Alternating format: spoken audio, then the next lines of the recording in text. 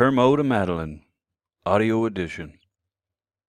Chapter titled John Smith's Local Freight Line, page 135.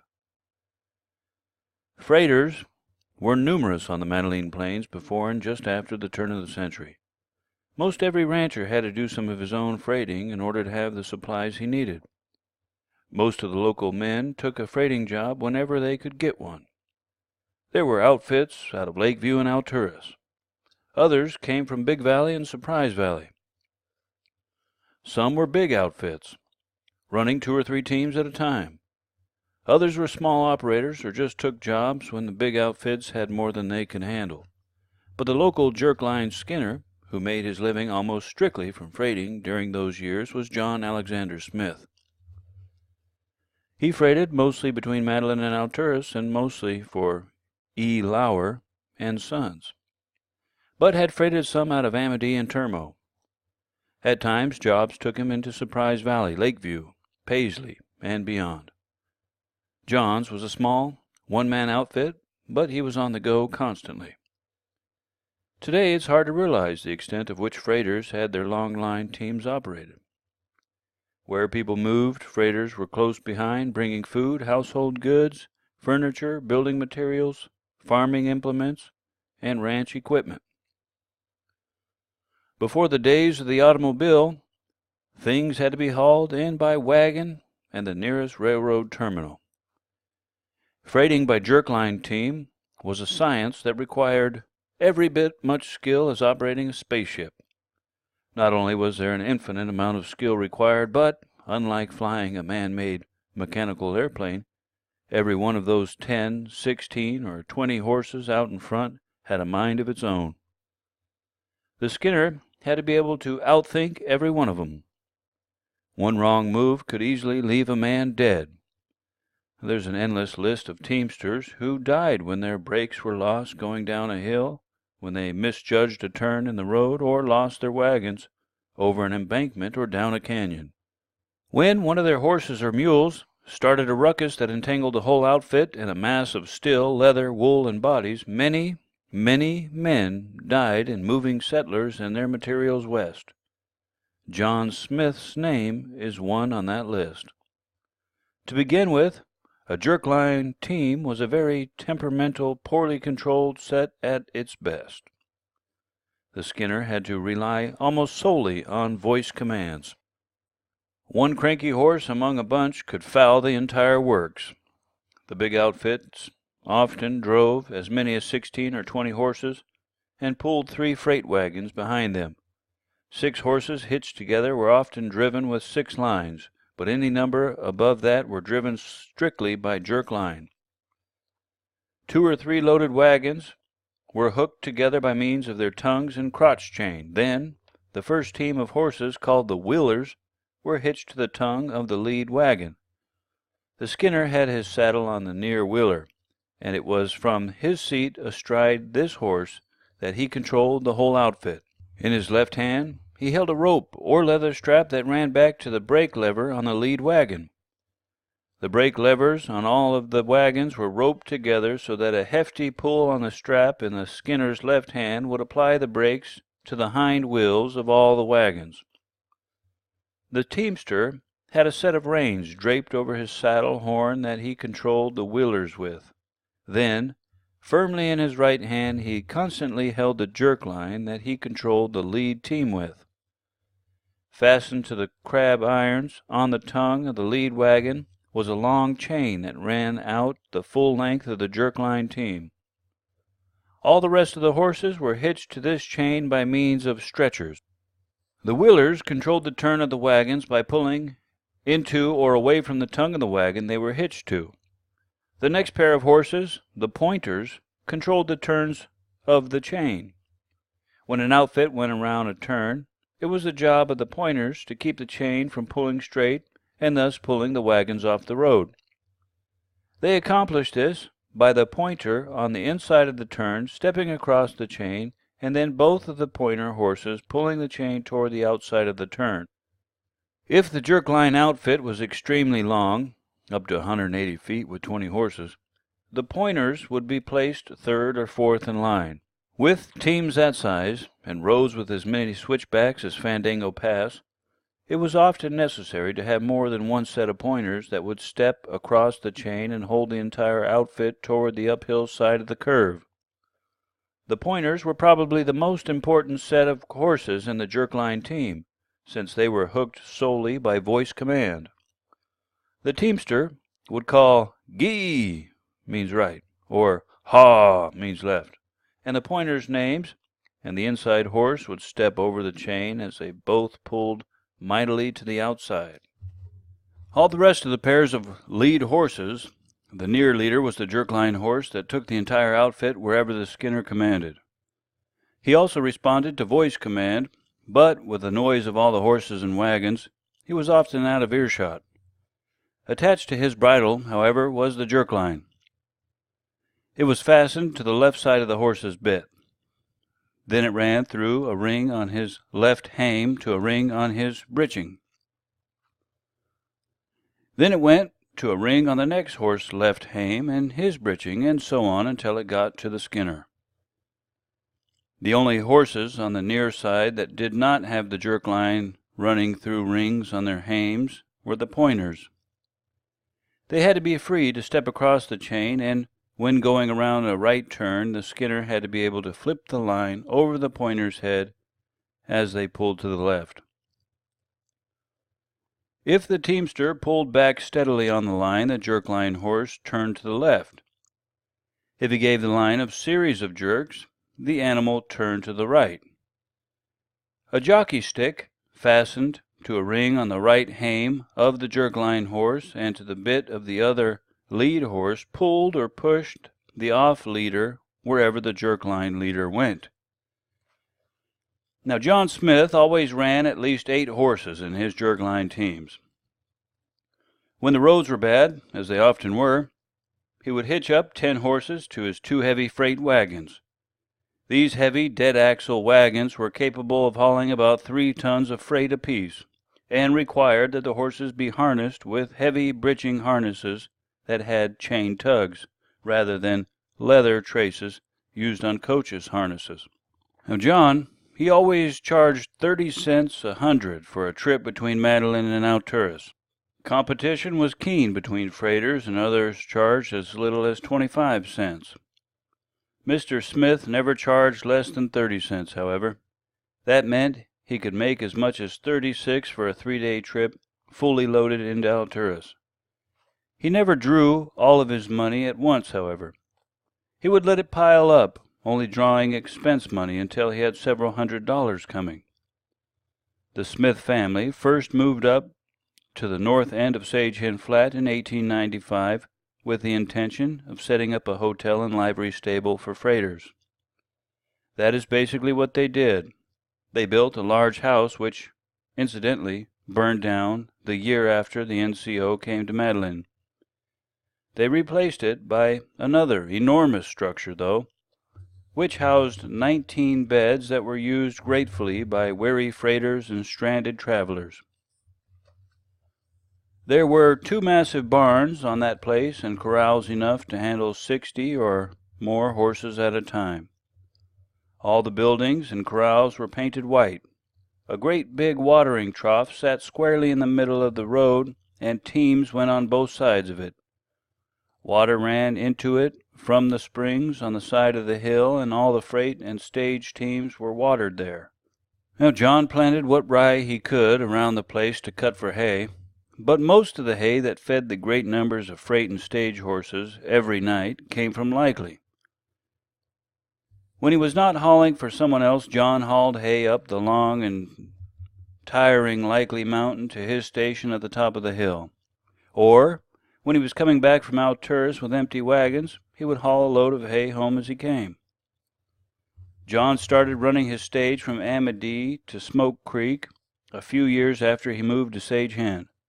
He and his oldest son, Art, stayed in Amity and ran the stage line until the railroad tracks were laid up to Termo. He did not keep any hired help at home to take care of his station because, quote, there were lots of Smith kids, unquote. Mattie, Bertha, and Mother Smith changed and laundered the bedding cooked the meals, and cleaned up after the boarders. Dode, Will, Tom, Grover, and later Earl acted as hostlers for the many horses being changed and put up overnight there. They also got in new horses and broke them. Dode and Will did quite a lot of freighting themselves, hauling hay and grain as well as human food stuff to the station. And Father Smith, whenever he could get away from the stage line for a couple of weeks, would haul a load of freight from Amity to Alturas. During those years, the Hammersleys of Davis Creek were some of the main steady freighters out of Amity. They ran into Alturas and Lakeview and other points north. Saul Hammersley and his two sons Ivan and Omer had 3 large freight outfits. They generally drove 14 or 16 horses to outfits, pulling 3 wagons apiece. At the very least, it took a week to pull their average 8-ton loads up across the Madeline Plains and into Alturas. Sometimes it took even longer. One time, after spending several days loading up 9 heavy freight wagons, it took another couple of days for the Harmsleys to get started. Ivan got smitten with a waitress at the Amity Hotel, and, knowing he would have to leave in the morning, he went out and broke a wheel on one of the wagons. The incident just proved that love does strange things to people, and that all problems associated with jerk-line teaming could not be blamed on Cayuse horses. Windy Smith, who got his nickname from his asthma, and his son Elsie were another father-son freighting team. They ran between Amity and Alturas, where they lived. Now Jasper James was another freighter with a long line outfit out of Alturas. The amount of time they all spent sitting astride a wheel horse driving a jerk-line team across the Madeline Plains is incalculable. When the NCO moved north to Termo, they all moved with it. It shortened their hauls and cut into the horrible long uphill climb coming out of Honey Lake Valley. At that time, John Smith started winding down his staging across the Smoke Creek Desert and started doing more and more freight hauling into Alturas.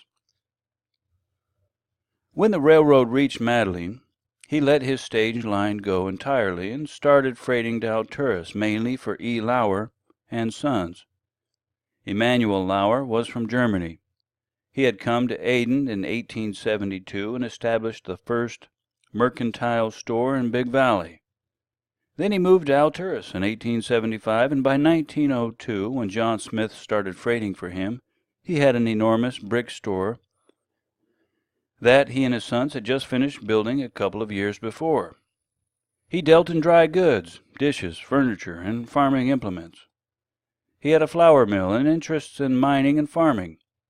So the freight that had to be transferred from the railhead at Madeline to E. Lauer and Sons at Alturas was varied and in phenomenal amounts. Freighters hardly ever traveled alone. There were too many things that could go wrong, and they were always having to double up their horses to get across the bad places. Jasper James hauled a lot of freight up to the Lauers, too, so he and John Smith hauled together often. Then there were the big outfits, like Hamserly, who was constantly hauling. A lot of the boys on the plains worked for these outfits when they were in need of teamsters. Louis Whittinger freighted a lot. Roy Williams freighted some, but he and Harvey had leased a place in the West Valley about the time they were running horses on it, and the Williams place at Madeline both. So he did not have much time for freighting. Dode and Will Smith were freighting quite a bit at that time for their father and others. In fact, it was Will who hauled a planter up to the new Jess Valley sawmill. That was in September, and the roads were terribly muddy. It took 10 horses to get it and the wagon moving through the mud on Sage Hen Flat. Once the mill started operating, Austin Pino, Wilson Bailey, and Willis Brockman started freighting lumber out of Jess Valley for use on their respective places. Austin Pino even hauled a lot of it to other people. About the time Madeline came into being, Dolph Van Loan was freighting a lot also. He hauled tons of stage freight for his father's stage lines and groceries back to the station at the hotel in Madeline. One load that he hauled out of Alturas to be used for Van Loan Station in December of 1900 consisted of, among other things, 3,000 pounds of dressed hogs, and, of course, Tom Kaufman, Ross Maurer, Hank Lansdale, and Lige Cadell hauled a lot of freight to Alturas, Lakeview, and Fort Bidwell. Often there were well over a dozen outfits a day pulling in and out of Madeline, so John Smith and anyone else seldom had any reason to travel alone. Wagons would be lined up in front of the freight depot for a quarter of a mile in the evenings. Swampers would be madly rushing to get them all loaded by morning, while the teamsters would be in the hotel partying and brawling.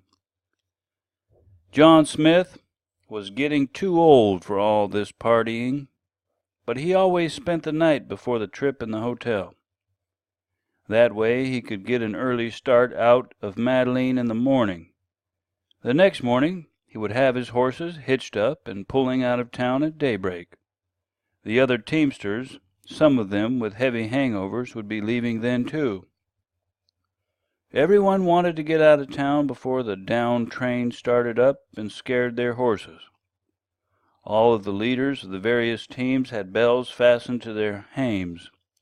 It was very unique musical chorus that struck up the teams pulled out of town in the morning or as they came in the evening. Especially if there was snow on the ground, the horse hooves and the wagon wheels would crunch on the snow. All the various chains and metal parts clanked and tingled. The wooden wagons creaked and the hame bells jangled. The hame bells served two purposes. They tended to soothe the horses, and teamsters would hear them coming a long way off. They would stop and listen for them whenever they came to a blind hill or narrow spot in the road. That way, one outfit could wait until the other outfit went by. The first obstacle out of Madeline was the hill stretching up to Sage Hen. It was not a steep hill, but the road was rocky and full of chuck holes. If it was the least bit muddy or icy, the teamsters had to double up.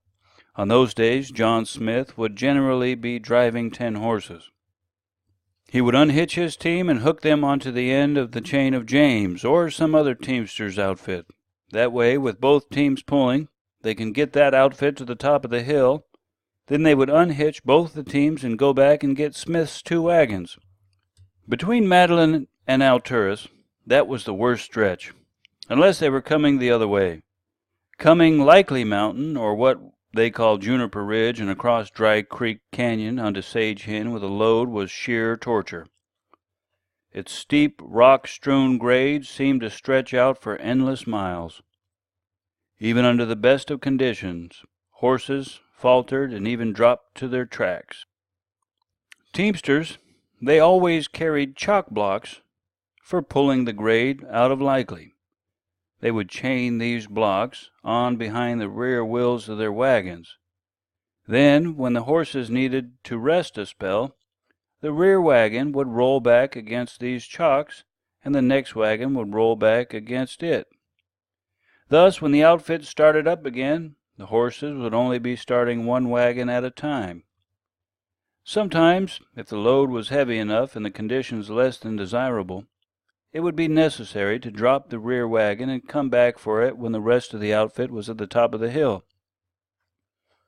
All of this was often necessary, as well as doubling up with another freighter.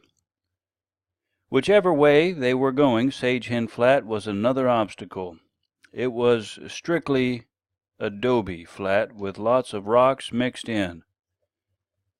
In wet weather, it was literally bottomless, sometimes requiring doubling up all the way across it. Even in good weather, the ruts in the road left over from the wet weather made the route so rough that a person could scarcely walk down it. The Skinners tried to stay as far up the west hill as they could, but the farther up they got, the more slanted the road became, making it nearly impossible to hold the wagons on the trail. Now, one advantage that John Smith had that the other freighters did not was that he was at home the first night out of Madeline. but the next day was a trial regardless of the road conditions. Dropping the 1,100-foot difference in elevation between Smith's Station and South Fork required constant tugging at the brake strap, leaving the teamster's arm weak and aching at the end of the day. Frequent stops had to be made all the way down the grade to keep the wagon tires from getting too hot from the constant rubbing against the brake blocks. Otherwise, a lost tire or broken wheel would have resulted, causing an accident that could easily have been fatal. After almost every trip from Sage Hen down to Likely, it was necessary to cover the brake blocks with heavy new canvas. Often, if the load was heavy, it was necessary to use rough locks. And these were chains that, when fastened to the body of the wagon and the rear wheel, kept that wheel immobile until the steepest part of the grade was passed. If the grade was icy, it was necessary to use a braking shoe and collar.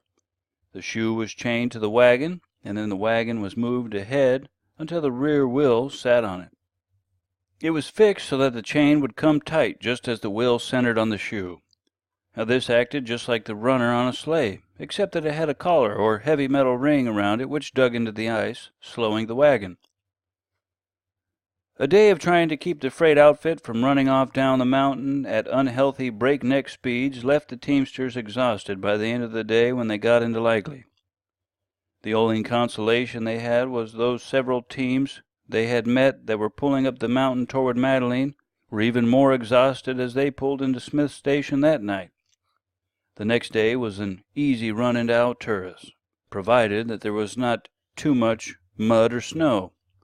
If there was, it was the same old doubling up all over again all day long. Now, other routes out of Madeline were numerous. Some were better and some were worse than the Madeline to Alturas run. The run into Lakeview or Paisley was just more of the same. Going over into Ash Valley was generally not quite so steep for extended distances, but there were a lot more difficult turns in the road and slanted places. Going over Fandango into Surprise Valley was a trail that left even the most skilled of the long-line teamsters shaken. There was another tortuous route from Amity and Termo that led out across Trinidad into Surprise Valley, but with a new railhead at Madeline it became necessary to open a route from Madeline out through Clark's Valley and into Trinidad. This job, of course, fell to John Williams to survey and oversee. Among the locals helping on the route were Abe Triplett and Lewis and Sam Winninger. It did not matter, though, how many back-breaking hours the crew spent in making and maintaining the road. It took sheer skill, strength, and stubbornness to haul freight over it with a jerk-line team. But then, what route didn't? It took courage, determination, willpower, skill, and strength of both body and character just to live on the Madeline Plains in those years. Then to operate a jerk-line outfit through the area on top of that required something extraordinary and totally mind-boggling to us in the pampered generation of today. To John Smith and all those other long-line teamsters who moved civilization into the West, we all owe a debt of gratitude. Next chapter, titled The Langan Lawless and Other Diversions, page 144.